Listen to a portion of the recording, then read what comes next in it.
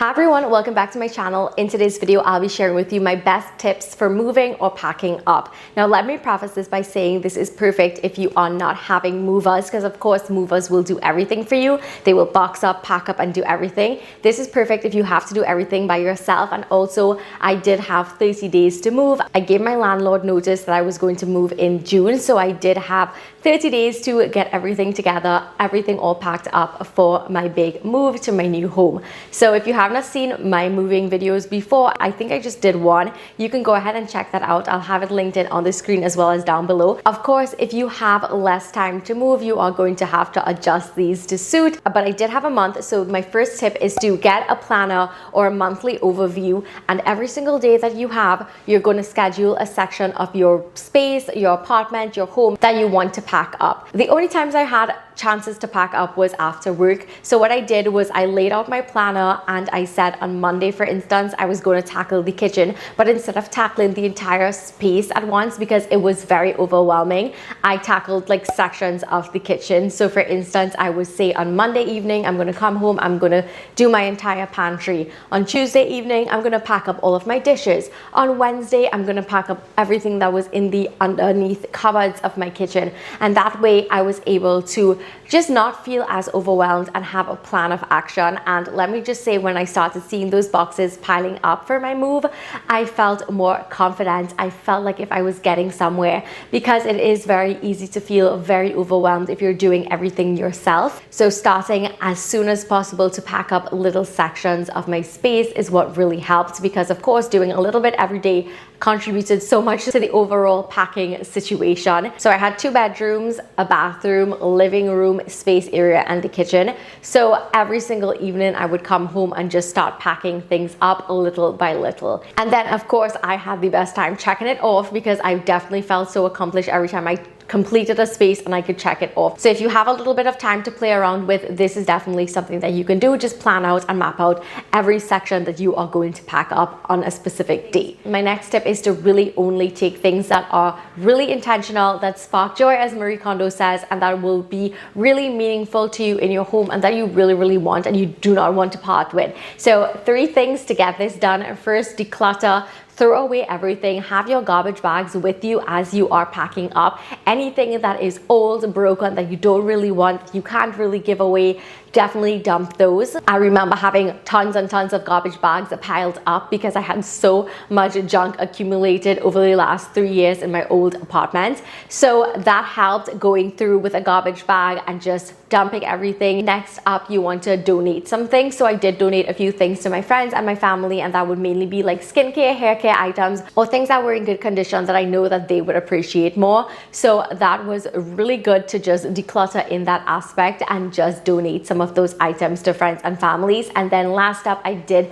thrift some items. I thrifted some of my kitchen items. I had a lot of plates and bowls that I really did not want or did not love as much, and I knew that I could still get a little bit of cash back, because there's nothing wrong with getting some money back for the things that you did after all buy. I also had this really nice pink pot that was brand new. I did not use it, but it was just really too big for me and it was in such good condition. I decided to thrift it. Start gathering those items to throw away, donate, and thrift, so you will only be left with things that you truly, genuinely want and love. Next up, if you are moving yourself and packing up, you are going to need boxes. So what I did was go to a grocery stores have tons of boxes that they're just throwing out, and just pack up some. A lot of people take boxes from the grocery all the time, so this is not anything groundbreaking or anything like that. You don't have to feel weird doing it, and you are going to always need more boxes than you think you're going to need. Let me just put it like that. Like every time I thought like I had like 10 boxes, they would get filled so quickly that I had to go back and get more. So just keep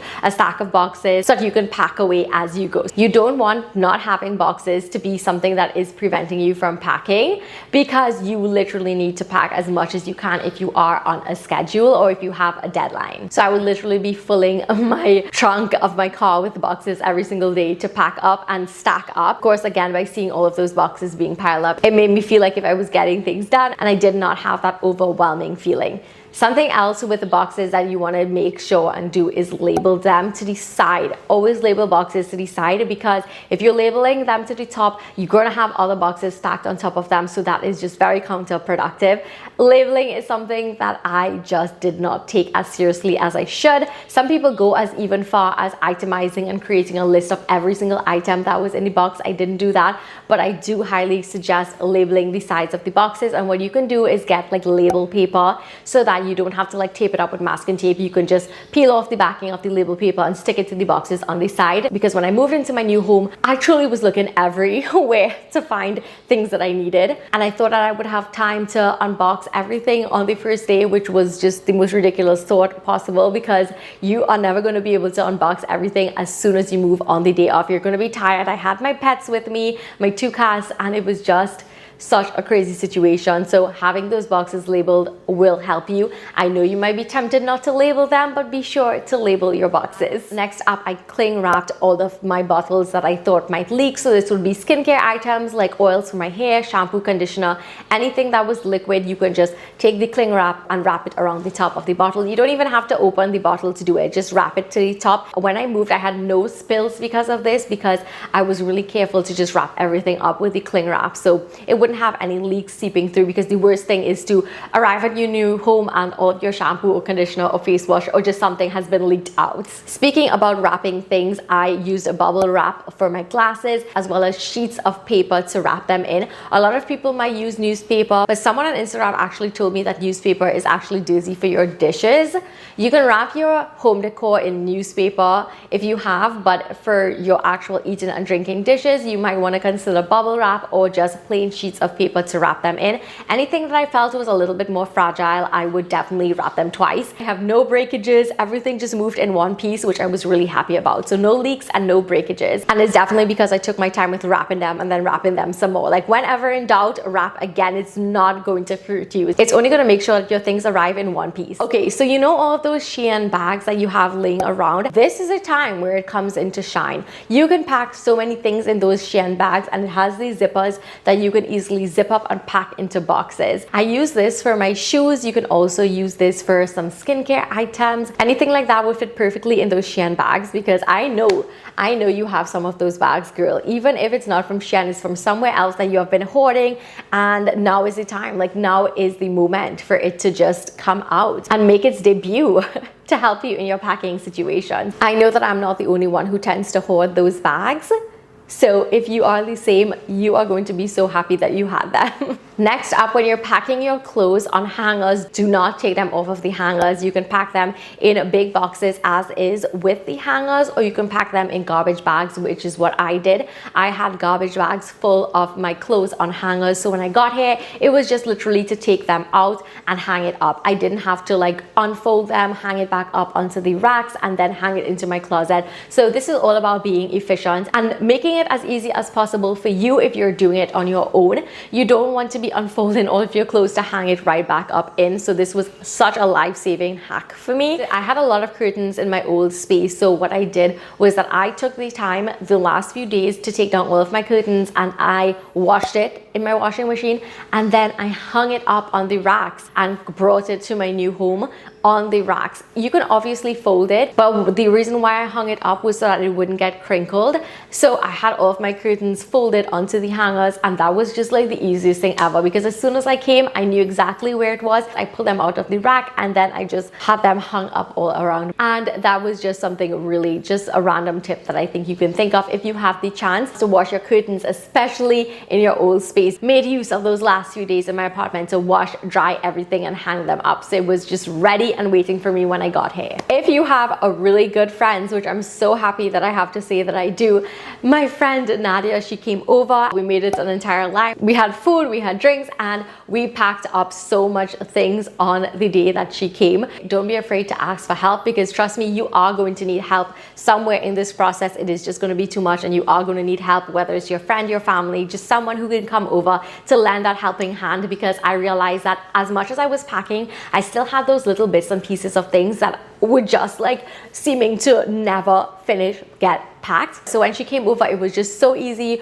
We went through everything, we threw away, we packed up, and it was just so good because by the time she left, I literally had cleared out all of my kitchen. I had cleared out all of my studio room. Everything was just packed away so nicely. So this is so much fun because obviously it is going to be hard to do everything by yourself, and it was just such a relief to have somebody there with me to keep me company, to chat, to laugh with as we just went through everything. And it makes the time fly, honestly, so you don't feel that much alone, and you don't feel like if you're just in this overwhelmed situation where you're just stuck. So that helped me so much, and I highly recommend grabbing your friends, making it a lime, get something to eat, get something to drink, and have a good time just packing up. Next up, I definitely strongly advise having a first day box. I will actually have a checklist down below that you can go ahead and take a look at. I actually had 2 first day boxes, one for myself and one for my cats. Hi, well, this is one of my cats. This is Coco. You guys probably know her. So for instance, in my cat's box, I would have had their food, their dry food, their wet food. I would have had their litter and their litter box.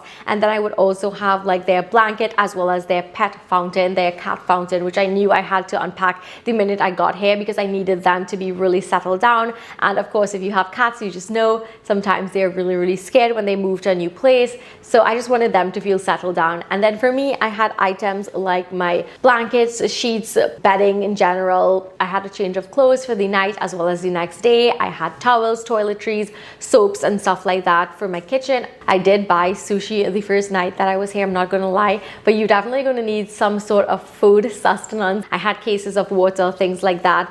And those things were just very important to have on the first day because as much as I thought I didn't need them from the time I was here and I was really tired, I just was so glad that I had like my things organized in such a way that I could find them, because the last thing that you want to do after a very long day of moving is struggling to find your toothbrush to brush your teeth with and toothpaste, something to bathe with. You just don't want to be in that situation. So I highly recommend having that first day box for you and your pet if you have one, because you are going to thank yourself later. You will give yourself a pat on the back because let me just say, moving, as I have learned and experienced, is definitely not a walk in the park. So let me just say, if you're second guessing having that first day box and you think that you could actually find things the day you move, let me just say right now that don't be delusional. Do not be stuck in Delulu land, because you're not gonna be able to find anything. I'm telling you, you're not gonna be able to find anything, and you're gonna be wishing that you had your first day box. My last tip that I wanted to share with you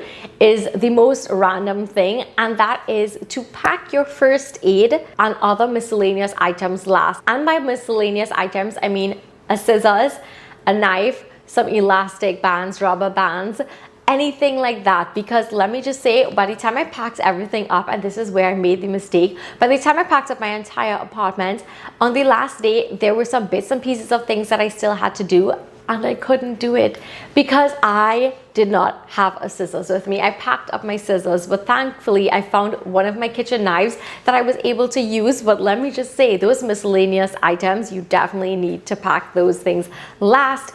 Pack your screwdriver, like a little tool set, your knives, scissors, things like that, because you are going to need them for the most random things on the day. And the last thing you want is to be kept back when you're so close to the finish line because you can't find your scissors, okay? And there's something else I did mention was the first aid kit. You guys, literally 2 nights before, again, I packed my first aid kit up. That was one of the first things that I packed up.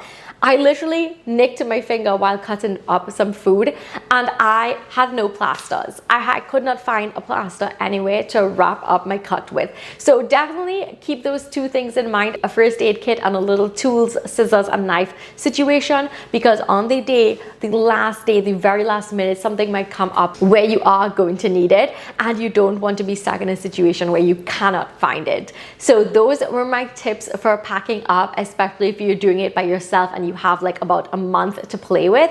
I hope that this helps you in some way if you are moving. I have never moved like this before, because when I now moved into my apartment, I had nothing in the first place. So I did not have this experience of actually having to pack up an entire space like this. Obviously, if you're packing up a house, it's a lot more complicated, but regardless, I hope that these tips were helpful to you in some way. If you are moving for the first time, I wish you all the best in your new home. Give this a thumbs up on your way out, and don't forget to subscribe so you won't miss any of my future videos. Thank you so much for watching, and I will see you in my next one. Bye. Mwah.